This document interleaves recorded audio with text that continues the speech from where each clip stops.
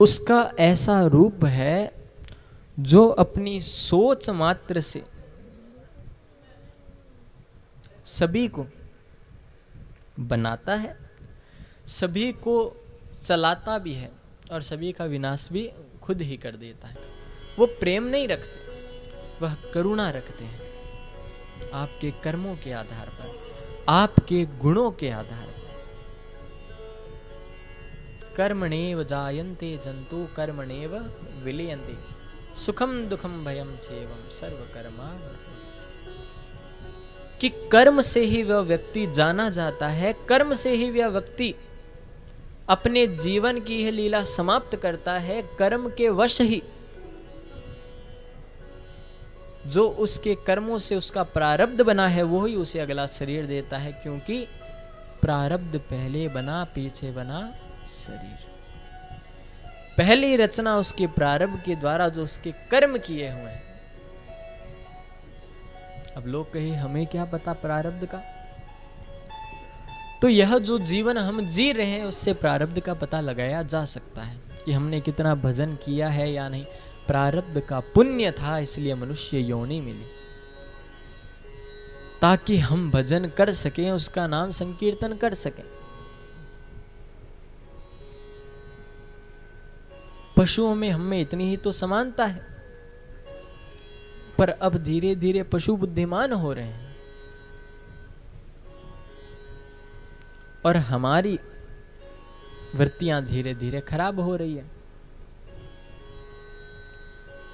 क्योंकि पशु जो है वो तो आचरण करने लग गए, उनका व्यवहार जो है, उनका भोजन जो है वो तो हो गया शुद्ध सात्विक, और हमने उन्हीं पशुओं का अपना भोजन बना लिया और हम हो गए पूर्ण रूप से ही नाशवान। कैसे नाश, कैसे हमारा, कि हम उन जीव जंतुओं को अपना रहे हैं जिनका जीवन बाधित है। बाधित कैसे, कि वो ना तो कुछ बोल सकते हैं, अपना दुख जो है हमें या तो अपने प्रेम आश्रयों से प्रकट करके बता सकते हैं, या अगर हम उनके ऊपर हाथ फेरते हैं तो अपना प्रेम हमें प्रदर्शित कर देते हैं। तो वो तो मूक है, उनकी भाषा हम थोड़ी समझ सकते हैं। तो हम जो है दुराचार उन पर कर रहे हैं। वो मत्स्य शक्ति जिसे कहते हैं कि बड़ी मछली जो होती है वो हमेशा छोटी मछली पे वो खाती है, तो छोटे को दबाने का प्रयास करते हैं, क्योंकि उनका हम पर जोर थोड़ी चलता है, वो तो बेचारे जीव है। तो हमने अपनी बुद्धि को विकृत कर लिया, खराब कर लिया, जिसके कारण से बड़ी बड़ी हानियां हमें देखने को मिलती है। और हमारी सोच यह होती है कि हमारे एक के सुधरने से क्या होगा, एक के ही सुधरने से होगा। यह रोग भी फैला है तो किसी एक के द्वारा ही। तो एक एक करके भी अगर सचेत हुए तो एक एक बूंद तो मटका भर देती है, हम क्या नहीं कर सकते। तो उसी के ऊपर जब तक आप अपने जीवन में सत्य को नहीं अपनाओगे, जब तक आपने जीवन में चाहे पूजा कर रहे हो, पाठ कर रहे हो, सत्य नहीं आया, वह आपके किसी काम के नहीं। तब आपका पूजा पाठ भी सार्थक हो जाएगा जिस दिन से जीवन में सत्य चलाएगा। सत्यम परमम धीमहि धर्म प्रोज तत्व देव। धर्म की वर्णन किया गया है कि क्या है वह, उसका रूप बतलाया गया है। क्योंकि देखिए, हम अगर गणेश जी की पूजा करेंगे तो उसमें वर्णन यही होगा कि गणानाम तम गणपतिम तुम हवामहि, प्रियाणाम तम प्रियपतिम तुम हवामहि, निधिनाम तम निधिपतम तुम हवामहि वसो मम, आहम जानी गर्भधम तम जासी गर्भधम, कविनाम कविमुपश्रवस्त्वं ज्येष्ठराजं ब्रह्माणं ब्रह्माणस्पतः आनः शृणुतोति विशिद साधनम, निशूषिद गणपते गणेशुतामाहुर्विप्रत्मम कविनाम न ऋते त्युत्क्रियते किंचनार्य महामर्क च मध्विंचिंद्रमर्च। कि गणेश के बारे में अध्ययन करेंगे तो उनके बारे में लिखा जाएगा कि सब गणेश हैं,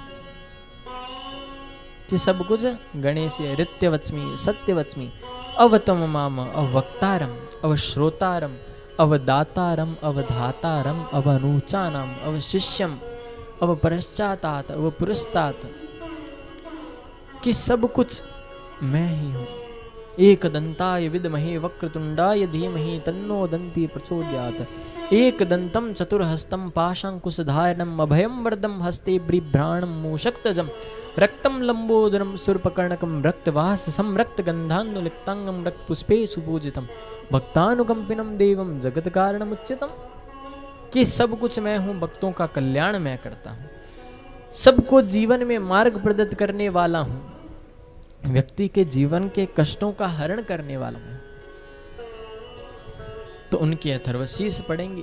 शिव के बारे में जब जानोगे तो उनके अथर्वशीष में आता है ओम यो वह रुद्रश्च ब्रह्म तस्मै वे नमो नमो, ओम यो वह रुद्रश्च स्कंद तस्मै वे नमो नमो, ओम यो वह रुद्रश्च ब्रह्मांड तस्मै वे नमो नमो, ओम यो वह रुद्रश्च अग्नि तस्मै वे नमो नमः, ओम यो वह रुद्रश्च वायुस्तस्मै वे नमो नमः, ओम यह रुद्रश्च सूर्य तस्मै वे नमो नमः।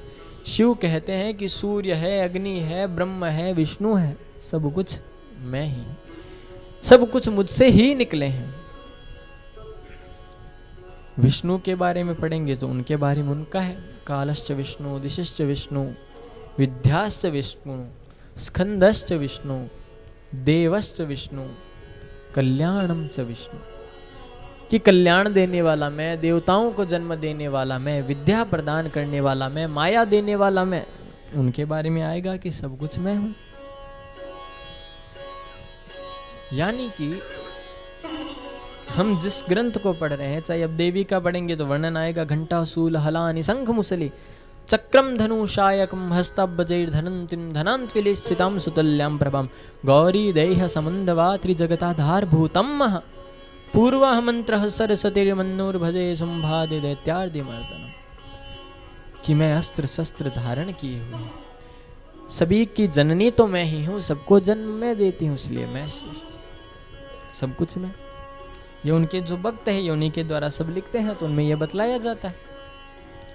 सूर्य कहेंगे ओम भूर्भुवस्वः तत्सवितुर्वरेण्यं भर्गो देवस्य धीमहि धियो यो नः प्रचोदयात्, कि पृथ्वी जल वायु अग्नि और आकाश ये मेरे ही तो तत्व है, मुझसे ही तो निकले। यानी हर देव तत्व अपनी प्रधानता बतलाता है, पर भागवत ऐसा एक ग्रंथ है जिसमें किसी देव तत्व की प्रधानता ना होकर प्रधानता बतलाई गई है, तो केवल और केवल सत्यम परमम धीमहि, सत्य की प्रधानता बतलाई गई। तो ऐसे सत्यमय ग्रंथ में कैसा है यह ग्रंथ? सत्य तो है, पर ग्रंथ के बारे में कुछ होना भी तो चाहिए कि क्या है इसमें, क्यों है और कैसे है। तो कहा गया कि निगम कल्पतोर्गलितम फलम सुख मुखाद अमृत द्रव संयुतम पीबतम भागवतम रसमालयम मुहरको रसिकार भूवि भावुका,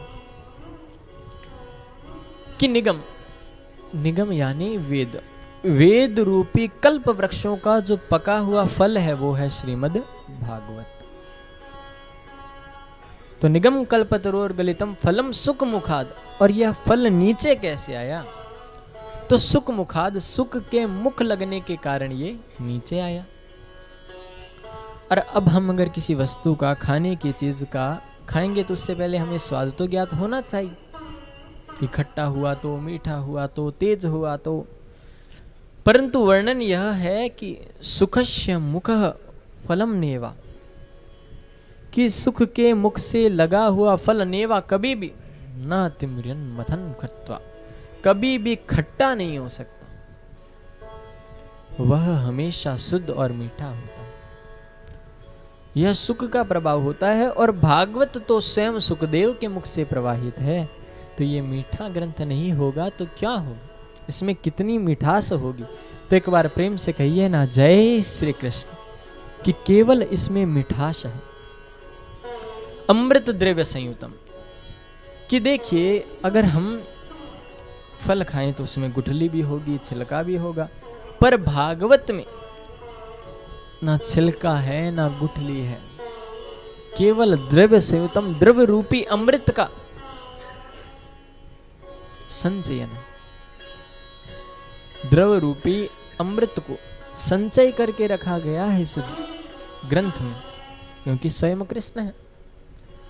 प्रथम द्वितीय स्कंद में भगवान के चरण हैं, तृतीय चतुर्थ स्कंद में भगवान की दोनों जंघाएं हैं, पंचम और षष्टम स्कंद में भगवान की नाभि और हृदय का भाग है, सप्तम अष्टम में भगवान की भुजाएं, नवम में कंठ, दसम में भगवान की प्राण, एकादश में मुखमंडल और द्वादश में जहां मेरा कृष्ण कन्हैया मोर मुकुट लगा था।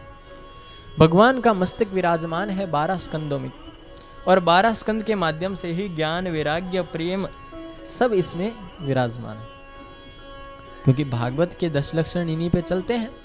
सर्ग, विसर्ग, स्थान, पोषण, उति, मनवंत्र, स्नु कथा, निरोध, युक्ति और आश्रय। यह भागवत जी के 10 लक्षण बतलाए जाते हैं। तो इन्हीं के अंतर्गत ऐसे ग्रंथ जिसमें अमृत है, जो सुख के मुख से निकला हुआ है, तो कहेंगे कितनी बार सुने। अभी 5 दिन पहले तो सुनी थी, उससे पहले वहां सुन रहे थे, उससे पहले, यानी मन भर जाता है। मन क्यों भरा? क्योंकि हमने केवल सुना है, अभी तक उतारा नहीं है। भागवत कम होती है क्या दुनिया में? रोज अलग अलग स्थानों पर अति संख्या में भागवत होती है, पर परिवर्तन आपने कुछ देखा? धीमी गति से परिवर्तन हो रहा है, पर उस परिवर्तन को अगर तेज करना है तो उसको जीवन में अपनाना भी पड़ेगा। एक संकल्प धारण कर लीजिए, सत्य बोलूंगा, यह काम नहीं करूंगा बुरा मैं, तो एक संकल्प ही शायद जिंदगी परिवर्तन कर दे, क्योंकि एक ही फैसला मनुष्य की जिंदगी बदल देता है। तो एक संकल्प भी उसकी जिंदगी क्यों नहीं बदल सकता, क्यों नहीं परिवर्तित कर सकता? तो कितनी बार पिए? तो कहा गया मुंह रखो, बार बार इसका आस्वादन करो, बार बार पियो, कानों से सुनकर हृदय में इसको धारण कर लो, तब यह जीवन में फल देने वाली होगी। मुंह रखो रसिका भुवि भाव का, बार बार इसके रस का रसास्वादन करो। ऐसा दिव्य ग्रंथ सुख के मुख से निकला हुआ है। तो ऋषिगण जो वहां बैठे थे, उन्होंने कहा भगवान, हम यह बात तो जान चुके हैं कि ये क्या था, कैसी थी, पर हमें अब आप यह बात बतलाइए कि हमारी कुछ पूछने की इच्छा है। सूची ने कहा पूछिए ना। तो कहा मानव के लिए परम धर्म क्या है? सुबह 5 बजे उठकर मंदिरों में फेरी लगाने जाना, नंगे पांव तीर्थ स्थान पर जाना, अपनी हजारों लाखों की संपत्ति का दान कर देना। आखिर धर्म की परिभाषा क्या है? मानव का धर्म क्या है? दूसरा प्रश्न हमारा आपसे यह है कि भगवान के अवतार कितने हैं? कि कोई कहता है कि उसके 24 अवतार हैं, कोई कहता है 10 अवतार हैं, और कोई तो कह देता है हरि अनंत, हरि कथा अनंत, कि अनंत अवतार है। तो भगवान के अवतार कितने हैं? तीसरा प्रश्न हमारा यह है कि जब मंदिर में जाते हैं तो एक बात बड़ी विचित्र लगती है कि जो शिव के भक्त हैं वो कहेंगे हमारे शिव जी को पूजो, शिव जी श्रेष्ठ। विष्णु के भक्त कहेंगे विष्णु जी श्रेष्ठ। तो कलयुग में तो आने वाले समय में और देवता होंगे, तो आखिर श्रेष्ठ देवता कौन से हैं? आप हमें कृपा करके यह बतलाइए। चौथा प्रश्न हमारा आपसे यह है कि कहते हैं कि भगवान कभी जन्म नहीं लेते, वो तो अजन्मे हैं। अगर वो अजन्मे हैं तो दशरथ के पुत्र राम कैसे बने और वसुदेव के नंदन कृष्ण कैसे बने, जब उनका जन्म ही नहीं होता? और आपसे हमारा एक प्रश्न यह भी है कि भगवान तो यह कहते हैं कि जब मैं युग युग में धर्म की संस्थापना के लिए, धर्म संस्थापनार्थाय संभवामि युगे युगे, मैं अवतरित होता हूं। तो भगवान जब स्वयं चले गए तो धर्म किसकी शरण में गया? और कम से कम समय में मुक्ति कैसे मिले? सारत्व सारम यत सारम किम सारम। सार का सार क्या है और उस सार का भी सार क्या है, हमें आप ये बताना। हमारे यह आपसे प्रश्न है, इनका जवाब दीजिए। सूत जी महाराज कहते हैं, मैं आपके इन प्रश्नों का उत्तर देने से पहले सर्वप्रथम सुखदेव जी महाराज को नमस्कार करना चाहूंगा, जिन सुखदेव जी के कारण यह ग्रंथ निरंतर आगे बढ़ता गया। गोलोक में राधा रानी की गोद में क्रीड़ा करते हुए जब सुखदेव क्रीड़ा कर रहे थे, खेल रहे थे, तो राधा ने कहा, हे सुख, मृत्यु लोक पर जाओ और कृष्ण के नाम का जन जन में प्रचार करो। तो सुखदेव जी कहने लगे कि नहीं, मैं नहीं जाऊंगा, क्योंकि अगर मैं मृत्यु लोक में जाता हूं तो विष्णु की माया मुझे जकड़ लेगी। तो अभी जो मैं भजन कर पा रहा हूं, फिर मैं वो भी नहीं कर पाऊंगा। अभी कैसे ही करके तो मैं आपके नाम की राधा जी कृष्ण की माला कर लेता हूं, पर अगर मैं वहां चला गया तो मैं भजन कैसे कर पाऊंगा। राधा जी कहने लगी, अरे सुख, मैं तुम्हें वचन देती हूं कि विष्णु की माया का तुम्हारे ऊपर कोई प्रभाव नहीं पड़ेगा। ऐसी बात कर सुख वहां से निकलकर जन्म की इच्छार्थ हिमालय में एक पेड़ के ऊपर आकर एक सुख और सुकनी के अंडे के रूप में प्रादुर्भूत होते हैं, अंडे में आ जाते हैं। इधर नारद सोचते हैं कि कुछ ऐसा करूं जिससे नाम लीला आगे बढ़े, उनके नाम रस का बखान हो सके। तो इस बात का विचार कर नारद जी सोचते हैं, विष्णु लक्ष्मी के बीच झगड़ा करवा दिया, ब्रह्मा और उनकी पत्नी के बीच में, अरे शंकर भगवान बाकी है, चलो करते हैं कुछ लीला। नारायण नारायण नारायण नारायण करते कैलाश पर चढ़ते हैं और कैलाश पर्वत पर जाकर जोर से आवाज लगाते हैं। तो माता भगवान के लिए उस समय प्रसाद बना रही होती है।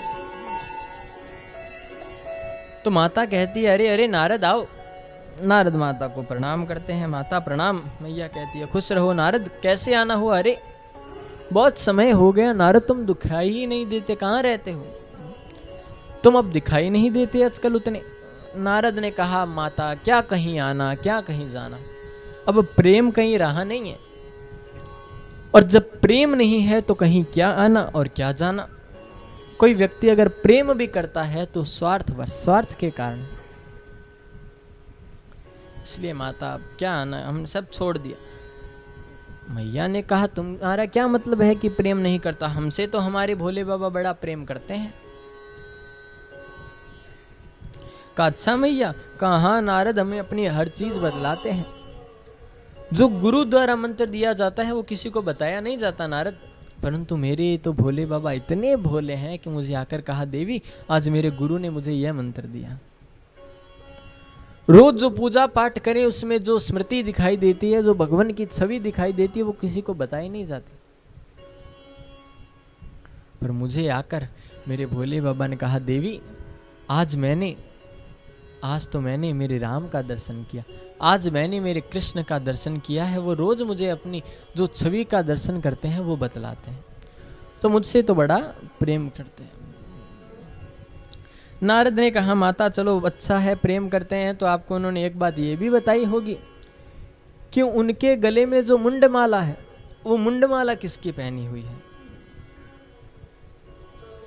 पार्वती जी सोचने लगी कि प्रेम तो बड़ा करते हैं पर आज तक ये बात नहीं बताई। बड़ा प्रेम किया पर गले में मुंडमाला किसकी है ये भोले बाबा ने नहीं बताई। नारद जी ने कहा, मैया फिर आप जानो कहाँ रहा प्रेम, अच्छा तो हम चलते हैं। नारायण नारायण। नारद जी तो अपना काम करके चल दिए। अब मैया ने अपने सुंदर वस्त्र उतार कर मलिन वस्त्र पहन लिए हैं, सात्विक वस्त्र पहन लिए हैं और जाकर कोप भवन में बैठ गई। कोप भवन,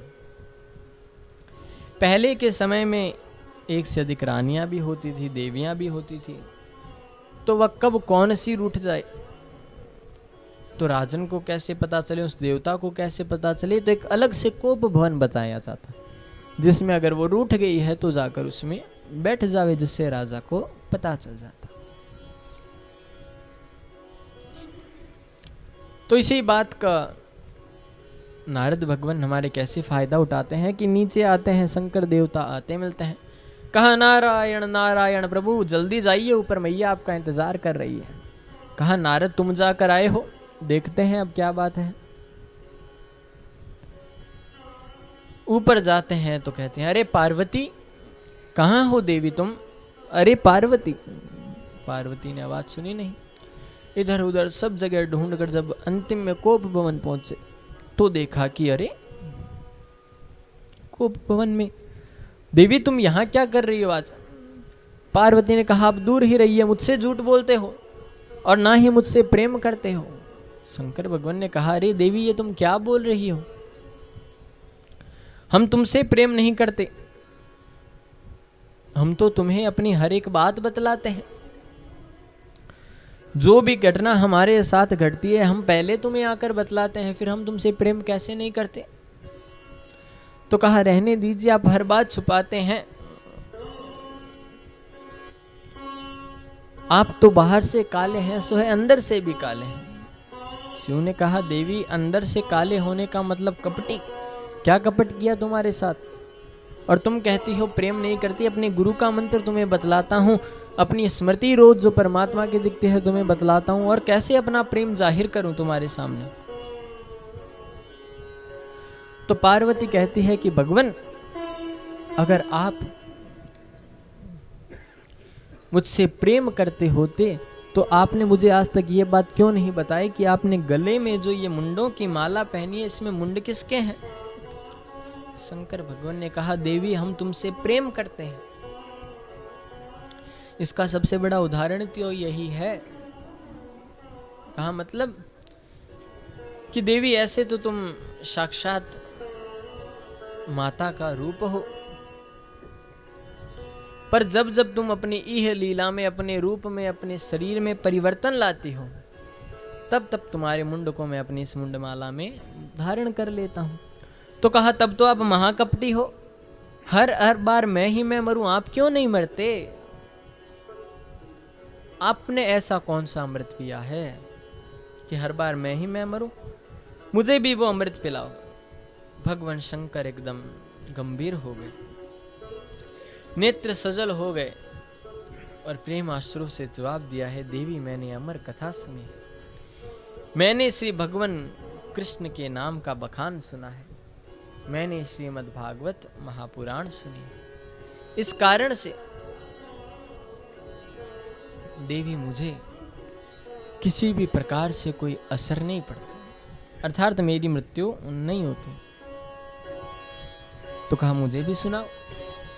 शंकर भगवान ने कहा चलो, पर देवी एक बात सुनो, मैं जब भागवत सुनाऊंगा तो मेरी तो आंखें बंद रहेगी, तो मुझे पता नहीं चलेगा कुछ। तो एकाग्र होकर भागवत सुनना और भागवत सम्मुख बैठकर सामने बैठकर सुनना, और तीसरी बात तुम बीच में ओम ओम बोलते रहना। कहा ठीक है। पहली बात सम्मुख बैठकर सुनना, दूसरी बात एकाग्र होकर की दूसरी बातचीत बीच में करे ना, और तीसरी इसलिए कि मुझे अगर तुम्हें नींद आ गई तो इसलिए तुम ओम ओम बोलना। कहा ठीक है। भागवत ग्रंथ है, इसमें विघ्न आते ही है, पर हरने के लिए मेरा कृष्ण है ना, तो प्रेम से कहो जय श्री कृष्ण। तो दोनों कथा सुनने के लिए उचित स्थान पर बैठे थे, उसी के ऊपर वह सुख है। शंकर भगवान ने कथा सुनानी शुरू की, माता बड़े प्रेम से कथा सुन रही थी। सुनते सुनते वह तेज गति से आंधी चलने लगी। सुख सुकनी उस अपने अंडे को छोड़कर वहां से उड़ जाते हैं, वह अंडा साबुत होता है और कथा को सुनने लगता। पार्वती ओम ओम का जाप कर रही थी कि उसी के साथ कथा का विवरण सुनते सुनते उसे नींद लग गई। अब उस सुख ने सोचा कि मेरे कृष्ण की मीठे अर्थात रसगुल्ले की कथा चौथे दिन हमारे कृष्ण जन्म की, तो कहा अगर कृष्ण की कथा मैंने ना सुनी तो फिर क्या सुना। तो तो सुक ने पार्वती की है आवाज में ओम ओम का उच्चारण शुरू कर दिया। ओम ओम। जैसे ही कथा पूर्णाहुति हुई, विश्राम लेती है, शंकर भगवान ने कहा बोलिए कृष्ण कन्हैया लाल की जय। सो ही पार्वती की आंख खुली। हाँ भगवान आगे क्या हुआ, कृष्ण उन्हें क्या बताते हैं, उद्धव को क्या बताए। कहा मतलब देवी ये कथा तो कब की पूर्ण हो गई। कहा भगवान मुझे तो नींद लग गई। कहा नींद लग गई तो ये फिर ओम ओम का उच्चारण कौन कर रहा था। इधर देखे उधर देखे तो अंत में दिखाई दिया पीछे वह सुख। तो कहा इसने कथा सुनी, उसमें मुझे दोहराई नहीं, पर पीछे बैठकर कथा सुनी, मानो इसने ब्रह्म विद्या की चोरी की। ऐसा विचार मन में कर श्री शंकर भगवान अपना त्रिशूल उठाकर उस सुख को मारने के लिए उसके पीछे पीछे दौड़ते हैं। आगे आगे सुख, पीछे पीछे महादेव। नीचे उतरते उतरते वहां से पहुंचते हैं बद्रिकानाथ धाम, जहां पर शम्याप्रास वेद व्यास जी का आश्रम है। उस वेद व्यास जी के आश्रम में जब आते हैं तो ऊपर वेद व्यास जी की पत्नी विटका देवी उबासी ले रही होती है और वो सीधा मुंह में चला जाता है और मुंह के माध्यम से पेट में प्रवेश कर जाता है। शंकर भगवान आते हैं, दिखते नहीं, इधर उधर ज्ञात करके वापस चले जाते हैं। अब सुख ने तो अमर ग्रंथ का रसास्वादन कर लिया, तो उसे कर तो वैसे भी कुछ नहीं सकते। कुछ समय बाद विटका देवी अपने पति वेद व्यास जी से कहती है कि प्रभु मेरे गर्भ से वेद मंत्रों का उच्चारण हो रहा है। तो वेद व्यास जी ने कहा अवश्य ही तुम्हारे गर्भ से कोई विद्वान पुरुष का जन्म होगा, विद्वान बालक जन्म लेगा। कहा अच्छा। तो वेद व्यास जी गर्भ के पास आकर कहते हैं कि अरे पुत्र तुम देखो बाहर आओ, तुम्हारी माता को बड़ा कष्ट होता है। तो अंदर से आवाज आई हम बाहर नहीं आएंगे, क्योंकि अगर हम बाहर आए तो विष्णु की माया हमें जकड़ लेगी। तो कहा पुत्र अगर संसार में आओगे तो माया में तो बनना पड़ेगा, माता पिता भाई बंधु दोस्त सब। कहा नहीं हमें तो भगवान का भजन करना है, नहीं बंधना। तो व्यासाय विष्णु रूपाय व्यास रूपाय विष्णवे, विष्णु जी को बुलाया गया है। स्वयं ने आकर उससे आज्ञा दी कि मेरी माया तुमको नहीं जकड़ेगी। और सुखदेव भगवान ने जन्म लिया है। बोलिए सुखदेव महाराज की जय। 16 वर्ष में जन्म लेकर सीधे चल पड़ते हैं। वेद व्यास जी ने देखा अरे ये क्या हुआ, पुत्र ने जन्म लिया है और सीधा चल पड़ा वन मार्ग की ओर। पीछे पुत्र पुत्र दुख भरे स्वर में, रोते हुए विरह के स्वर में अरे पुत्र रुको, अरे पुत्र करते हुए जा रहे हैं। बीच मार्ग में वृक्षों ने जवाब दिया है कि शायद आपका यह इस जन्म में पुत्र है, कभी आपका पिता भी बना होगा।